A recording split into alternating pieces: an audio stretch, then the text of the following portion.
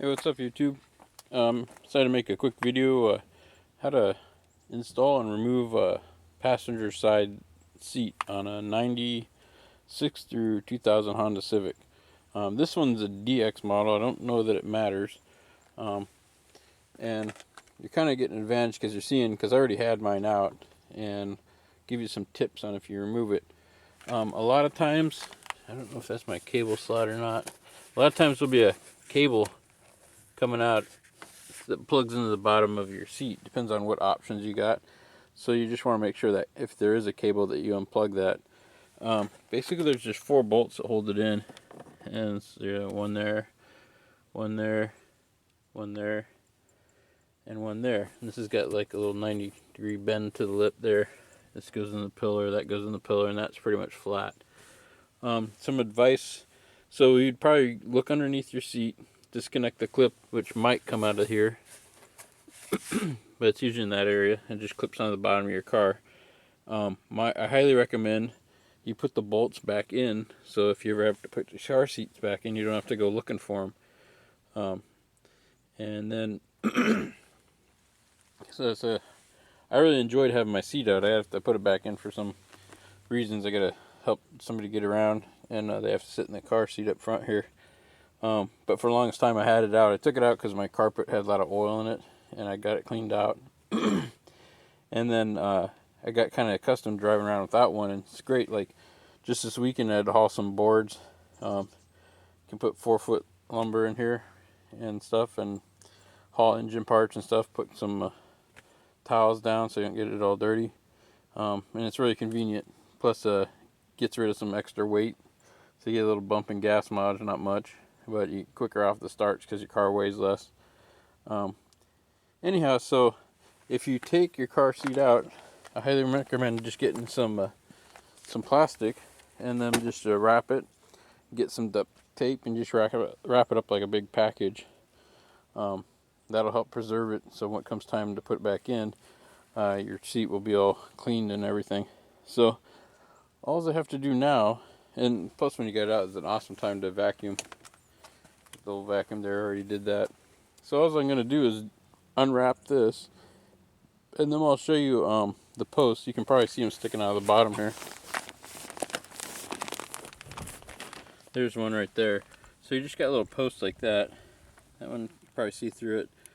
And those are what the bolts go through to hold the back to, and the bottom one. I'll show you again as I move along on this project.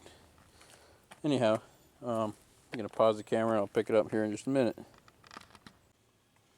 Okay, so all I did is remove the bolts from their spots. They're 12 millimeters sockets to get those out, and just place them there so you can find them. I put 2 in a tray, front and back.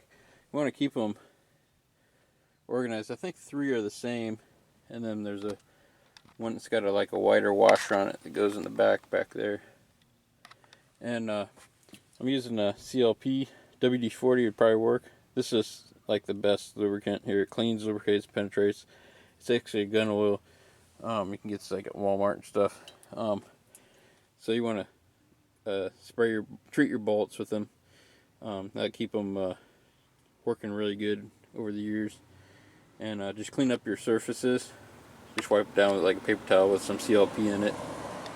And again, WD-40 is a cheaper alternative. They'd work just as good.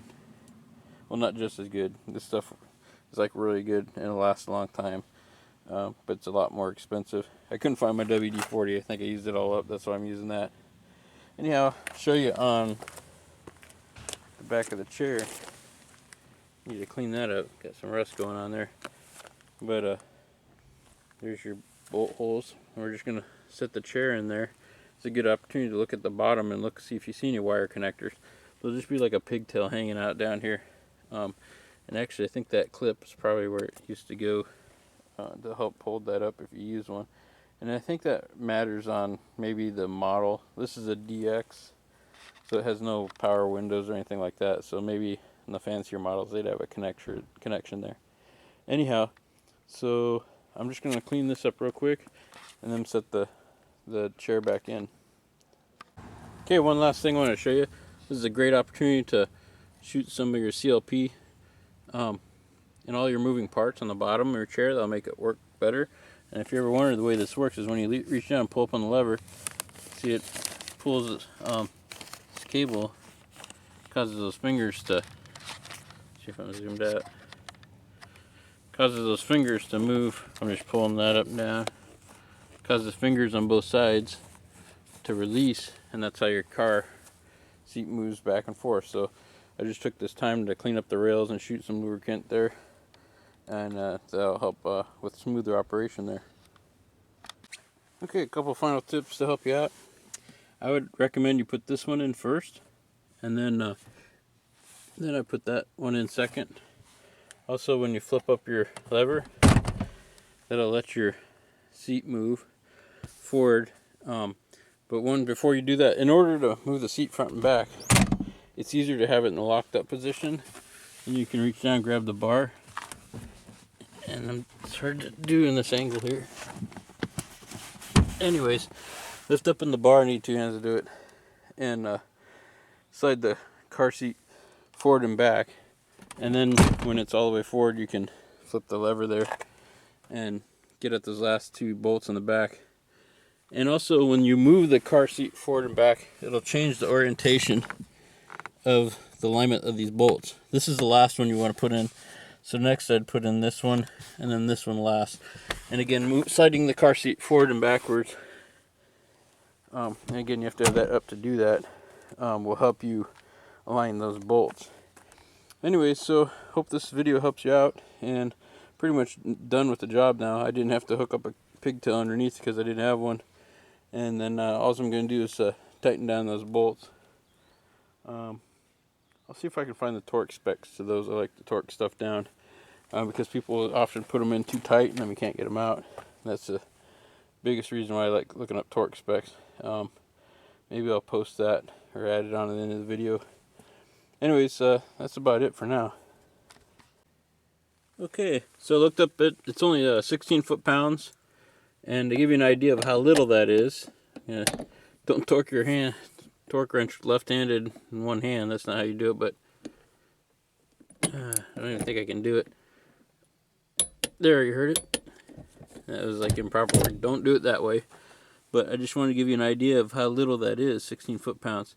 So that's the last thing you have to do is torque your bolts down 16 foot-pounds, and you're good to go. If this video helped you out, give me a like, thumbs up. If you subscribe, you'll see more videos as they come out. Thank you for watching.